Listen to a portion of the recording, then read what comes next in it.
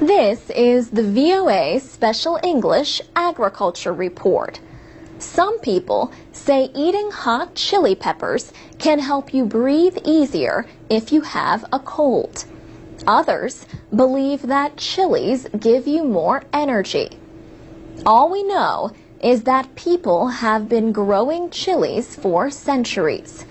And there are plenty of different kinds of chili peppers to choose from, along with different levels of heat. Want to spice up your meals with homegrown chilies? They need a warm climate. If you plant the seeds outside when the weather is cool, place a glass over them. That will add warmth from the sun and protect them from wind. You can also start the seeds in your home or a greenhouse. If you plant chili peppers inside, fill an 8-centimeter pot with soil. The pot should have holes in the bottom so water can run out. Tap the sides of the pot to settle the soil. Drop several seeds over the surface of the pot and cover with a thin layer of vermiculite. Vermiculite is a material that can hold air, water, and nutrients. Then cover the top of the pot with a see-through plastic bag. Hold the bag in place with a rubber band. Place the pot in a warm area.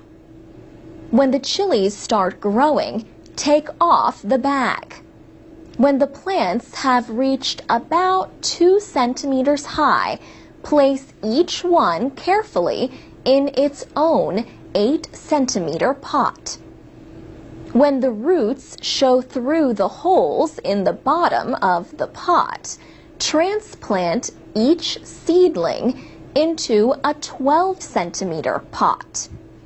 When the plants are 20 centimeters high, tie the plants to a stick placed in the pot to support them. When the chili peppers are 30 centimeters high, pinch the tops off with your fingers. That should get new branches to grow. When the first flowers show, give the plants some potash fertilizer. When the weather is warm, put them into 5-liter pots and place them outside. Make sure they get a good amount of light and water. Some people like mild chilies. Others like plenty of heat. Some like to harvest the plants when the chilies are green. Others like their chilies red. Either way can give color and taste to many different foods. For VOA Special English, I'm Alex Villarreal. To read and listen to more stories about agriculture and for English teaching activities, go to voaspecialenglish.com. We're on Facebook, Twitter, and iTunes at VOA Learning English. From VOA Learning English, this is the Agriculture Report in Special English. A coffee-growing cooperative in the Eastern Democratic Republic of Congo is giving former rebels and soldiers a fresh start. They are being encouraged to make a better and safer living from coffee.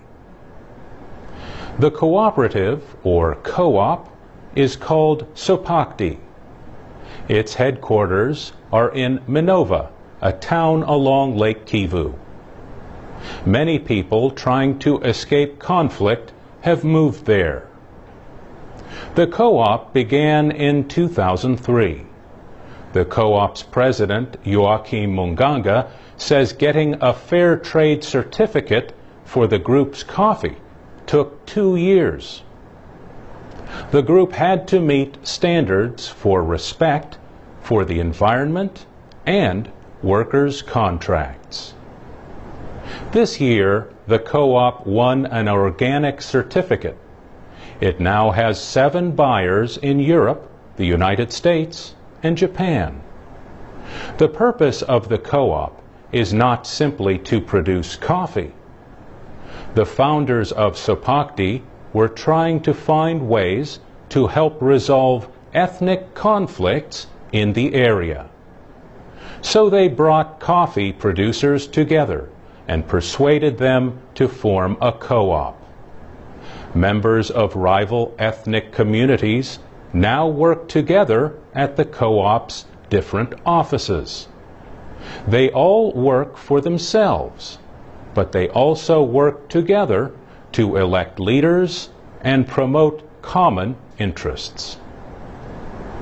There are trucks that take the coffee to Sopakdi's own washing station. There, a machine depulps or removes the outer flesh from the coffee berries that contain the beans. Doing this process by hand takes a long time and can mean a loss of freshness.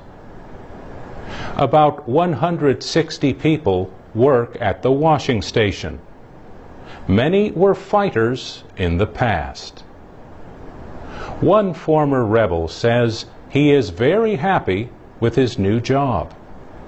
He now spends his nights in a house instead of sleeping in the forest. For VOA Learning English, I'm Mario Ritter. This is the VOA Special English Agriculture Report. Peter Hoff used to export lilies and tulips from the Netherlands. He retired from the flower export business 7 years ago. Now, he is trying to help people grow trees and plants in the desert and save water. In many places, much of the fresh water supply is used for irrigation. Yet, most of that water may be lost through evaporation into the air. So Peter Hoff has invented a simple plastic device called the Groasis water box. He says he got the idea from nature.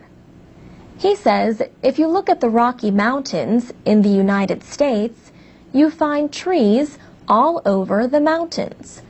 So trees are able to grow on rocks. They have very strong roots. Mr. Hoff says the trick is that nature does not dig a hole like we humans do to plant seeds. Nature plants the seeds through birds or animals on top of the soil. Their waste then acts as a cover. It prevents the humidity in the soil from evaporating. The Dutch inventor says he is simply copying that system. The water box is a round device about the size of a motorcycle tire. It sits flat on the ground with the bottom open to the earth. Seeds or a young planting grow out of a hole in the center. Some people call the water box a water battery because of its ability to collect and store water. The cover has deep ridges. These collect rainwater. But the device is designed to collect water even when there is no rain. The cover gets cold during the night and creates condensation. The water is collected through 2 holes. There is a siphon in the holes to carry the water to the soil. Peter Hoff says the nice thing about the siphons is that once collected, the water is not able to evaporate anymore. The roots of the plant may have to grow several meters deep to reach groundwater. Once growth is established, the box can be removed and used to start another planting. The company also makes a version for one-time use. Researchers at Mohammed I University in Oujda, Morocco, tested the water box for 3 years in the Sahara Desert. They said close to 90% of the trees planted with the device survived. Without it, they said only about 10% survived. Peter Hoff says he is now doing experiments with 20,000 water boxes in countries including Pakistan, Ecuador, and the United States. The reusable box now sells for about $15. And that's the VOA Special English Agriculture Report. From VOA Learning English, this is the Agriculture Report in Special English. Have you ever thought about planting a garden but didn't think you had a spot with enough sunlight? Well, not all vegetables need a lot of sun. Mark Hoffman and his wife Gia own a guest house in Kempton, Illinois. They often serve their guests produce, fresh from the garden. The Hoffmans have been growing food and flowers for 25 years. For much of that time, Mark Hoffman has been experimenting with shade plantings. He says visitors to his website, greenhousebed.com, often ask how to plant in the shade.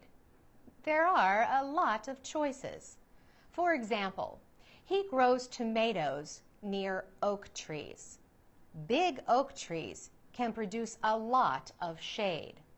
But Mark Hoffman says his tomato plants grow as long as they get 5 hours of direct sunlight each day.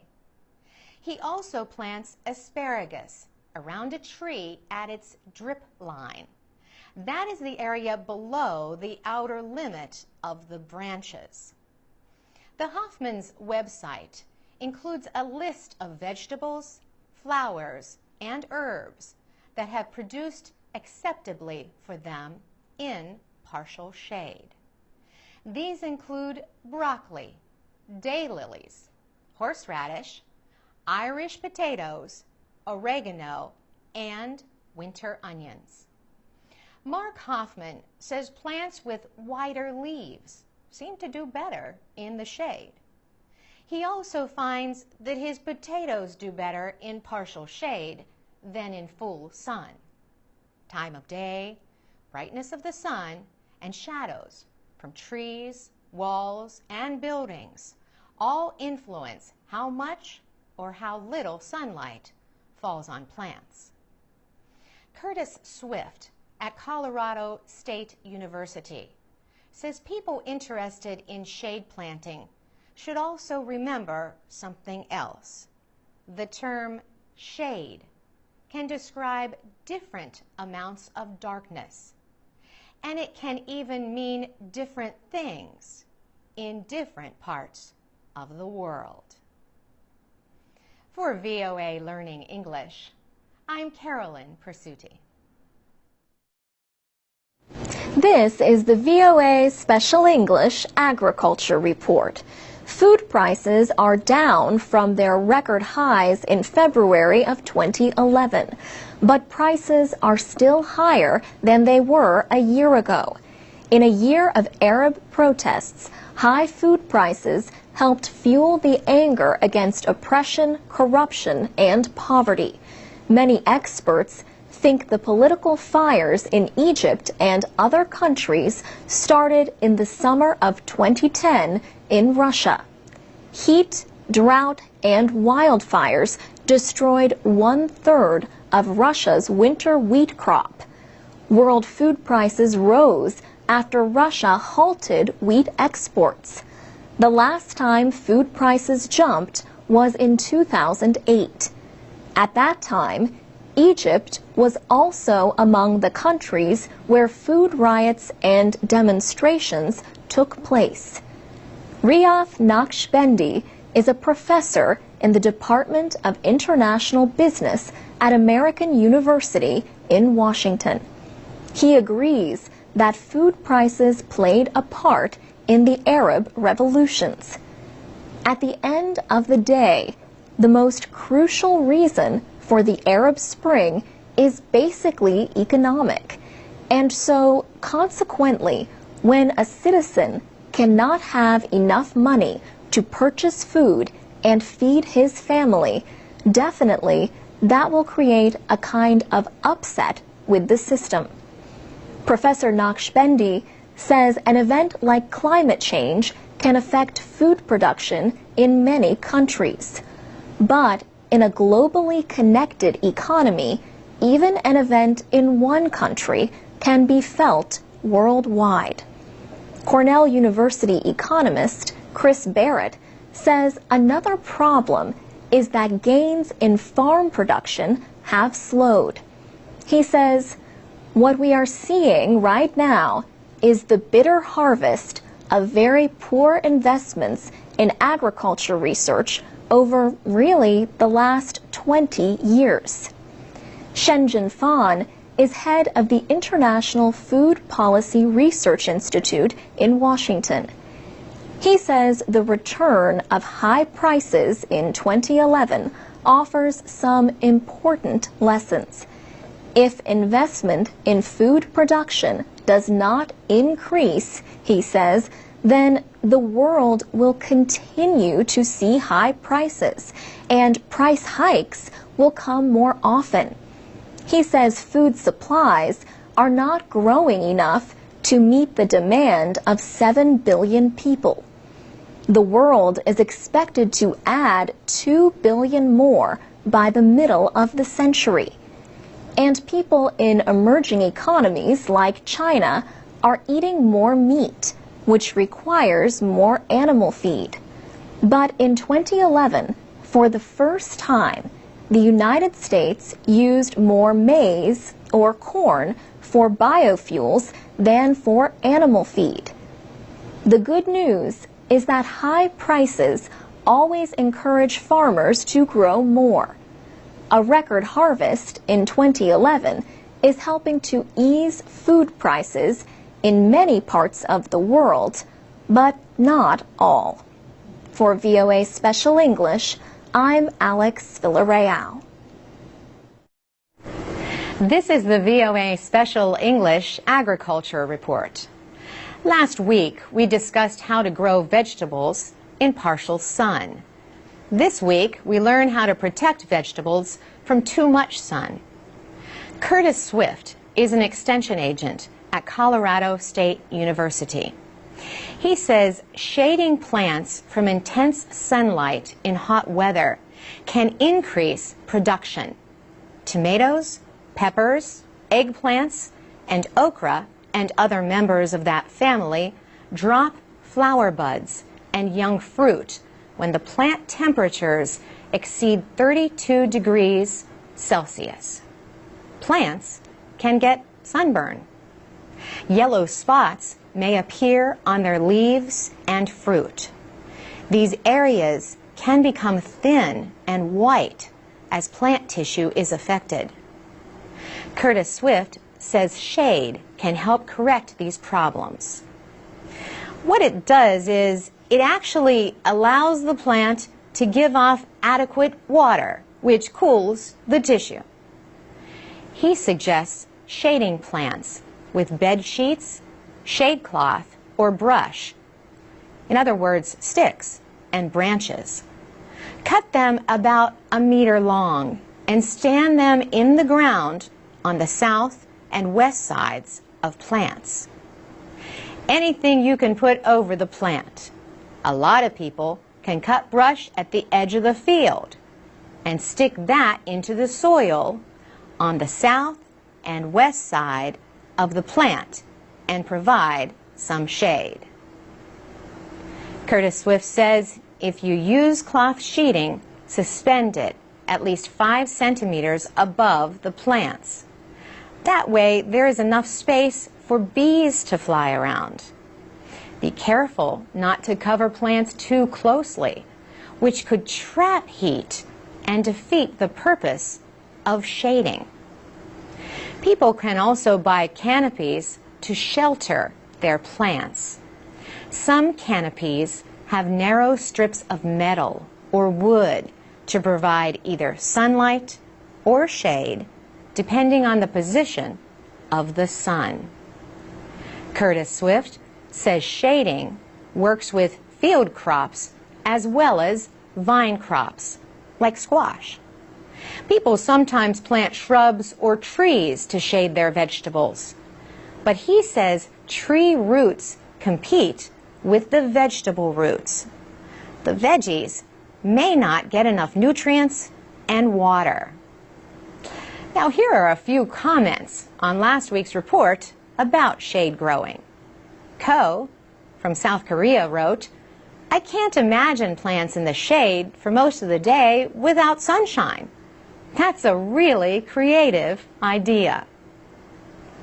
Andy in Chile wrote, "This is an interesting article, but you forget that the shadow allows the growth of the fungi."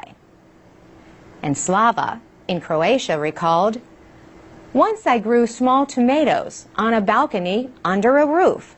Sun shone there only in the afternoon. In October, the plants had only a few green tomatoes. I took them inside behind the window, and they had ripe fruits on Christmas and the entire winter." For VOA Special English, I'm Carolyn Presutti. This is the VOA Special English Agriculture Report. Today we discuss the greenhouse effect. Farmers and gardeners have long used greenhouses to extend the growing season in cold weather. Now, hoop houses are gaining popularity. Hoop houses are sometimes called temporary greenhouses or passive solar greenhouses. A hoop house is basically a metal frame covered with plastic or other all-weather material. A common design looks like a high tunnel. Unlike a greenhouse, which uses a heating system, a hoop house is heated by the warmth of the sun. Now, the United States Department of Agriculture has announced a program to help farmers who want to build hoop houses. The department, through its Cooperative State Research, Education, and Extension Service, has been supporting a project in Michigan. That state has a short growing season. As part of the research project, 9 farmers were given materials and trained how to build and use a hoop house. The results showed that well-managed hoop houses can grow high-quality crops. However, crops are not the only things that grow well. The research found that weeds grow faster in a hoop house. Weeding, seeding, and watering requires at least as much work as crops grown in the open air. The researchers also advise growers to add compost material to the soil in hoop houses to build nutrients. Elliot Coleman is an organic farmer and a writer in Maine who has helped popularize the idea of 4-season farming. His ideas about hoop houses sounded good to John Birnbaum in the horticulture department at Michigan State University. Professor Birnbaum tried hoop houses on the student organic farm at Michigan State and had success. Project director David Connor says it was a test drive for the research on private farms. The agricultural economist points to the demand for locally grown crops. People are hungry for good, fresh vegetables, he says. Hoop houses for winter growing can even be found at the White House, where First Lady Michelle Obama has a vegetable garden. The houses are small because of limited space on the south lawn. A hoop house specialist at Michigan State University, Adam Montry, has videos on YouTube explaining how to build one. You can go to voaspecialenglish.com and find a link to his videos and also a link to our videos on YouTube. And that's the VOA Special English Agriculture Report.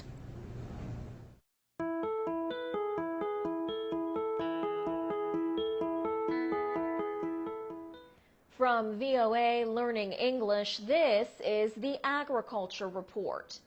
Irrigation systems can make a big difference in agricultural production.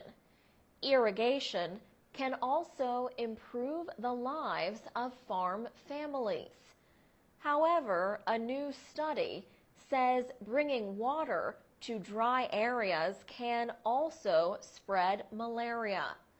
The study describes how irrigation water can lead to an increase in malaria cases, an increase that can last for years. Malaria is spread by mosquitoes. The insects reproduce in standing water. So when a dry area is irrigated, the disease can appear and spread. Mercedes Pasquale is a scientist at the University of Michigan. She and her team studied areas in northern India where irrigation systems were built over a number of years. They compared how malaria progressed with the spread of irrigation. She and the other scientists found that after farmers began irrigating their crops, the risk of malaria rose sharply.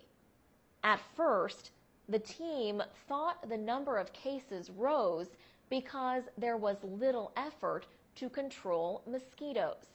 But the study found that was not the case.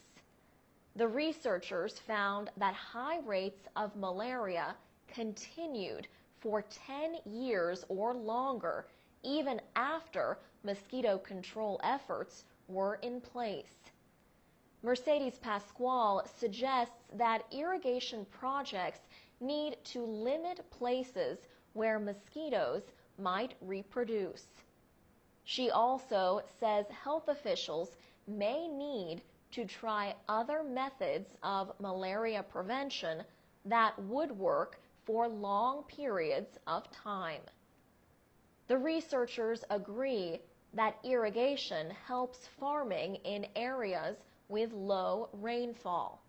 But Mercedes Pasquale and her team discovered that irrigation also can bring years of high rates of malaria. The only way to avoid the problem is through better planning and control measures. For VOA Learning English, I'm Alex Villarreal.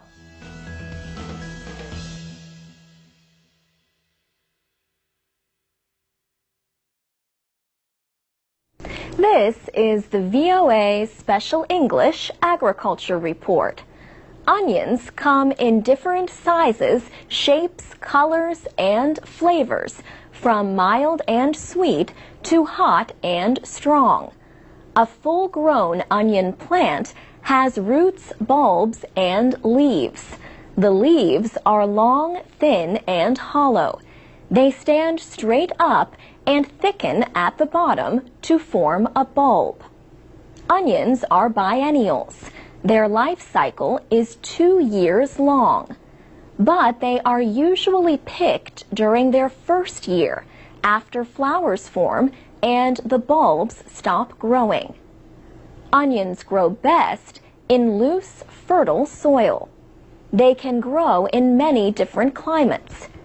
In cooler climates, onions may need 14 to 15 hours of daylight to start forming bulbs. In warmer climates, onions can begin developing bulbs with fewer hours of daily sun. Organic material like compost or leaf mulch can help onions grow in heavy soil. Barbara Fick is an extension agent at Oregon State University in the northwestern United States. She says a faster way to grow onions is to plant small bulbs known as sets instead of seeds. Onions can be harvested once their tops have dried and fallen over. You can store onions for months. But Barbara Fick says stored onions need to be cured first. Curing is a way of making sure those leaves on the outside are nice and dry. Here are some directions from editors at the National Gardening Association.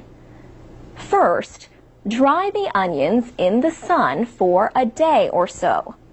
Then, bring them out of direct sun for 2 to 3 weeks. Spread them out in any warm, airy place that is covered. Or cover the onions with a light cotton sheet held in place with stones along the edge. The sheet will keep the sun from burning the bulbs. Don't worry about rain. And do not use a plastic or canvas sheet. Heavy coverings will trap moisture and keep the onions from drying fully.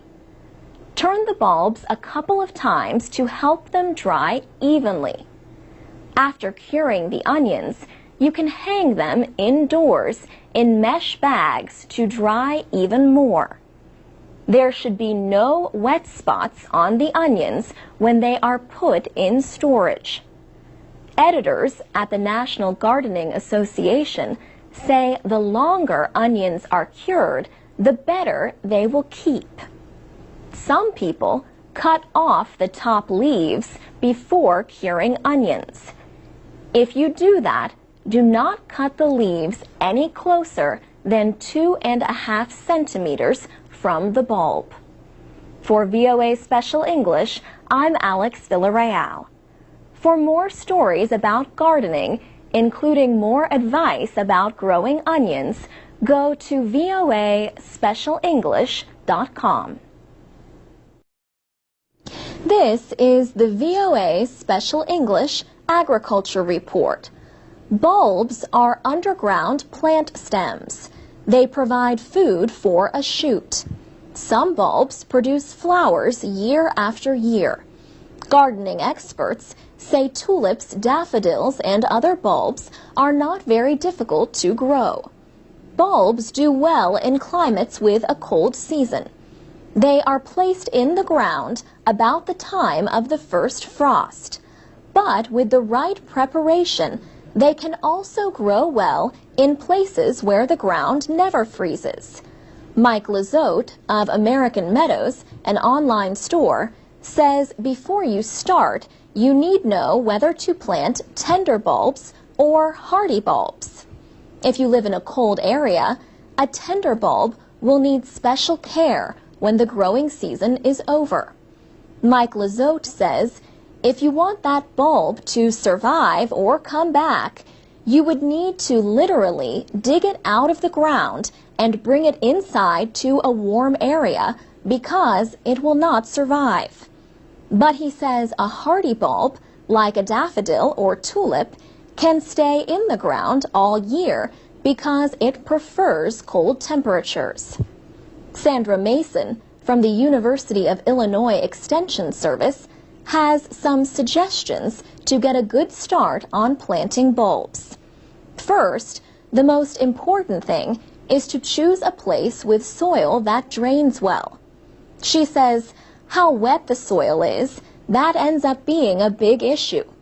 For certain areas, if you have a lot of clay in your soil, you may find that bulbs do not last a long time, just a couple years. Or you may find they just do not do very well at all, and they actually rot in the soil.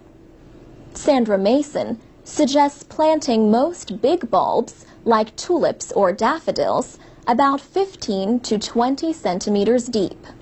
Smaller bulbs can be planted about 7 to 10 centimeters deep.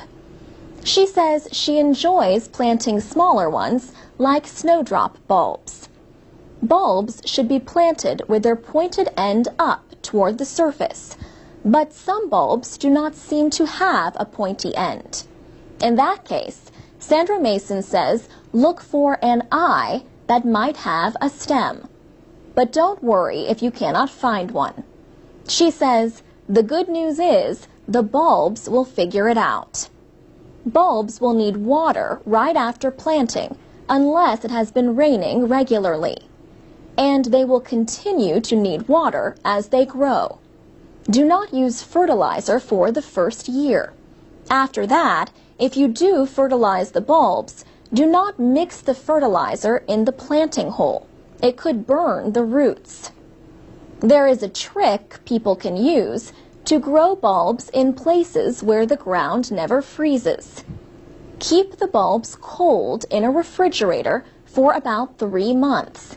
Then take them out and let them get used to the warmth. Now the bulbs will be ready to develop normally, colorful blooms and all. For VOA Special English, I'm Alex Villarreal.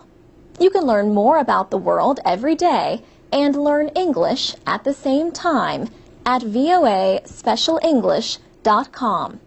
You can also connect with us on Facebook and Twitter at VOA Learning English. This is the VOA Special English Agriculture Report. Bulbs are underground plant stems that provide food for a shoot.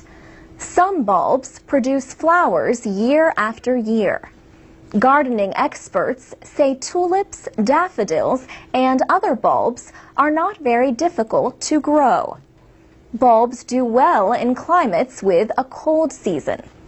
They are placed in the ground about the time of the first frost. But with the right preparation, they can also grow well in places where the ground never freezes. Mike Lizotte of American Meadows, an online store, says before you start, you need know whether to plant tender bulbs or hardy bulbs. If you live in a cold area, a tender bulb will need special care when the growing season is over. If you want that bulb to survive or come back, you would need to literally dig it out of the ground and bring it inside to a warm area. But Mike Lizotte says a hardy bulb, like a daffodil or tulip, prefers cold temperatures, so it can be left in the ground. Sandra Mason from the University of Illinois Extension Service has some suggestions to get a good start on planting bulbs. The most important thing is to choose a place with soil that drains well. For certain areas, if you have a lot of clay in your soil, you may find that bulbs do not last a long time for you, as in just a couple years. Or you may find they just do not do very well at all, and they actually rot in the soil. Sandra Mason suggests planting most big bulbs, like tulips or daffodils, about 15 to 20 centimeters deep. Smaller bulbs can be planted about 7 to 10 centimeters deep. She says she enjoys planting smaller ones, like snowdrop bulbs, because you do not need to dig a very deep hole.